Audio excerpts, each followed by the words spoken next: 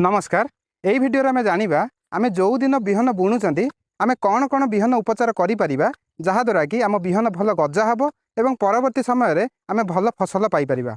मुख्यतः आम दुईटा उपचार करा। गोटे हूँ नानो डीएपी द्वारा बिहन उपचार और द्वितीय हूँ जीवाणु सार बा बायो फर्टिलाइजर द्वारा बिहन उपचार करा। आम ओडिशार माटी हूँ अम्लीय माटी बा एसिडिक सॉइल। तो आम जो डीएपी मूल सार हिसाब से देते जो कि फस्फरस डाइक्याल्शियम फस्फेट आगे थाए बा एसएसपी टीएसपी देते जो कि फस्फरस मोनोक्याल्शियम फस्फेट आगे थाए किंतु एसिडिक सॉइल रु गछ H2PO4 माइनस आकार जो फस्फरस अच्छी ताकू ही नहीं थाए आ फस्फरस गछ को बहुत आस्ते आस्ते जाए।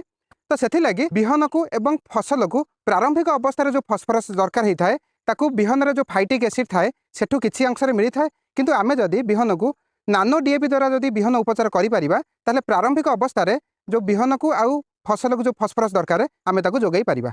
एहा छड़ा फसल एवं बिहन में प्रारंभिक अवस्था जो नाइट्रोजेन और पोटासियम दरकार एथिपाई आमे जीवाणु सार प्रयोग करिपरिबा। मुझे कही रखा चाहे जदि आप शस्य जातीय और पनीपरिया जातीय फसल करुँच आजोटोबैक्टर जातीय जीवाणु सार प्रयोग करिया पड़ो। सेहीपरि भाव में जदि आप डाली जातीय और चिनाबादाम करुँच राइजोबियम जीवाणु सार प्रयोग करिया पड़ो।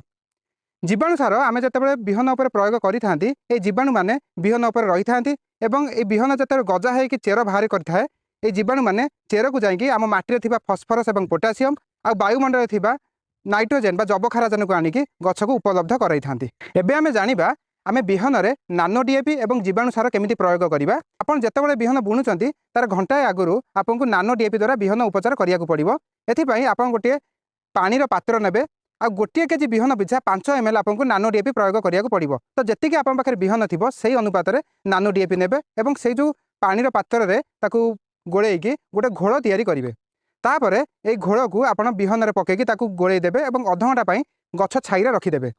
अध घंटा पर आपण जीवाणु सार द्वारा बिहन उपचार करें। एथिपई आपको गोटे केजी बिहन पिछा 5 ml जीवाणु सार प्रयोग करिया को पड़िबो। ताकू सेही भलिया पुणी गोळेई देकी ताकू पुणी गछ छाईरे अध घंटा पई रखिदेबे। एहापर आपण तलारे बा बिलरे एही बिहन को बुणी पारिबे। ता माने जेतेबेले आपण बिहन बुणिया को जाउचंती तार घंटाए आगुरु आपनको नानो डीएपी द्वारा बिहन उपचार करिया पड़िबो एवं तार अध घंटा आगुरु आपनको जीवाणु सार द्वारा बिहन उपचार करिया को पड़िबो।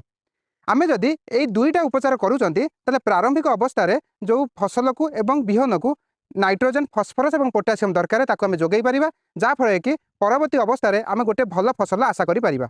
नमस्कार।